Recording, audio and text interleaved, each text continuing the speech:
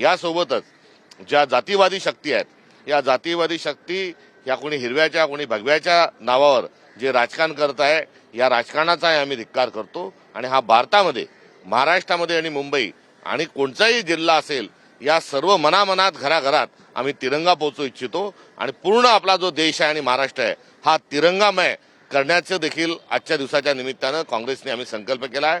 आणि तारीख साक्ष आहे की या संकल्पाकरता आम्ही आमचं लाल रक्त देखील सांडवायला तयार आहोत. आज या सर्व ताकदांना थांबवण्याकरता आमच्याजवळ घाम आहे, आमच्याजवळ रक्त आहे आणि आम्ही ते सांडवल्याशिवाय राहणार नाही. आणि हा देश पूर्णतः तिरंगा होईल या अनुषंगानं काँग्रेस पक्ष पुढील काळात वाटचाल करत राहील. सर, गेल्या काही दिवसांपासून रंगाचंच राजकारण मोठ्या प्रमाणात गाजताना पाहायला मिळतंय. सहेर शेख यांच्या वक्तव्यानंतर इम्तियाज जलील यांनी पुन्हा एकदा वक्तव्य केलंय की हा संपूर्ण मुंब्राच नव्हे तर हा संपूर्ण महाराष्ट्र आम्ही हिरवा करणार आहोत, अशा पद्धतीचं त्यांचं वक्तव्य आहे. हे कशा पद्धतीने बघताय? खरं तर ही जातीय दंगल ओढावून घेण्याचा हे सगळा प्रकार नाहीये का? हा निश्चित स्वरूपामध्ये आपण बघतोय. अनेक दिवसांपासून, अनेक वर्षांपासून भारतीय जनता पक्ष ज्या पद्धतीने राजकारण करत आहे, त्याच पद्धतीनं कुठेतरी दुसरीकडील कडवी बाजू जी आहे, रायटिस्ट जे आहेत तेही करतात आहे. त्यामुळे एमआयएम आणि भारतीय जनता पक्ष हे एकाच नाण्याच्या दोन बाजू आहे. कोणी भगव्याच्या अनुषंगानं बोलतंय, कोणी हिरव्याच्या अनुषंगानं बोलतंय. हे संपूर्णतः यांचा हेतू जो आहे, ना यांचं हिरव्या रंगावर प्रेम आहे, ना यांना भगव्या रंगावर प्रेम आहे. ना हिरव्याचा अर्थ सुबत्तेचा अर्थ यांना माहिती आहे, ना भगव्याचा त्यागाचा अर्थ यांना माहिती आहे. यांना केवळ लोकांची माथी भडकवणं एवढं त्यांचं काम आहे आणि ते करण्याकरता अशी बेताल वक्तव्य करतात.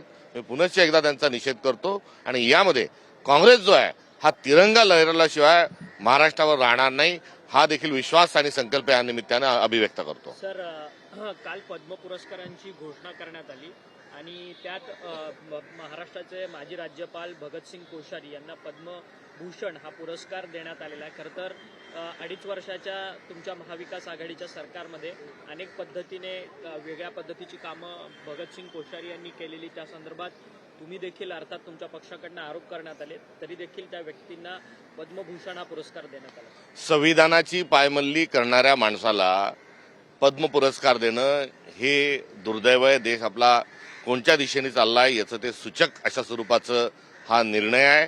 भगतसिंग कोश्यारी यांनी फक्त अनुसूचित 10च्या अनुषंगानं सत्ता स्थापनेच्या वेळेसच त्यांनी संविधानाची पायमल्ली केली नाही, तर 12 आमदार हे निवडून देण्याच्या अनुषंगानं देखील त्यांनी जे आहे ते संविधानाचे संकेत आणि जे संविधानिक पद आहे त्याचा त्यांनी अपमान केला आहे. त्याच्या पलीकडे जाऊन शाहू फुले आंबेडकरांचा तर वारंवार अपमान देखील हा कोश्यारी यांनी केलेला आहे.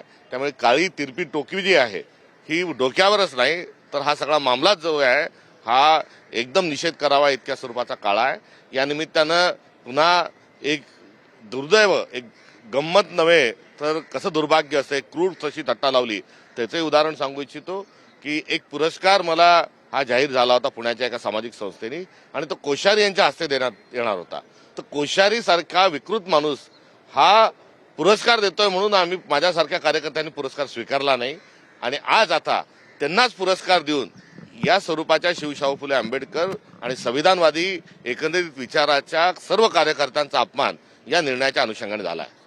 अकोल्यातील हिवरखेड जी नगर परिषद आहे तिथे भाजपला एमआयएम आणि काँग्रेस सभापती आणि उपसभापतीच्या निवडणुकीमध्ये पाठिंबा देते, अशा पद्धतीची माहिती समोर येते. एमआयएम आणि भारतीय जनता पक्ष हे ठिकठिकाणी सोबत येऊन राजकारण करतात आहे आणि त्यांनी त्यांचे मित्रपक्ष म्हणूनच सर्व महाराष्ट्रातील अनेक नगरपालिकामध्ये ते कार्यरत आहे. मात्र काँग्रेस पक्ष अशा कुठल्याही शक्तीसोबत जाणार नाही. आपण बघितलं असेल की अंबरनाथच्या प्रकरणामध्ये अशी करण्याचा प्रयत्न करणाऱ्या 12 नगरसेवकांना आम्ही प्रसंगी हे पक्षातून त्यांची हकालपट्टी केली होती. त्यामुळे आम्ही कुठल्याच परिस्थितीत भारतीय जनता पक्ष, शिंदे शिवसेना, अजित पवारांची राष्ट्रवादी आणि एमआयएम यांच्यासोबत जाणार नाही.